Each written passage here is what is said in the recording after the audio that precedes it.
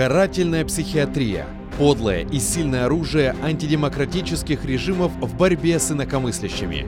С теми, кто в понимании властей позволяет себе мысли преступления. К числу наиболее известных жертв использования психиатрии в политических целях относятся диссиденты советской эпохи Наталья Горбаневская, Петр Григоренко, Валерия Новодворская, Леонид Плющ. Размах репрессий в отношении крымских татар за 5 лет российской оккупации Крыма превысил советские показатели.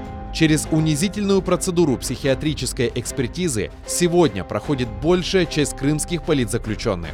Карательная психиатрия. Часть 1. Смотрите в воскресенье в 18:00 в программе «Тарих Сыдасы» с Гульнарой Бекировой на телеканале АТР.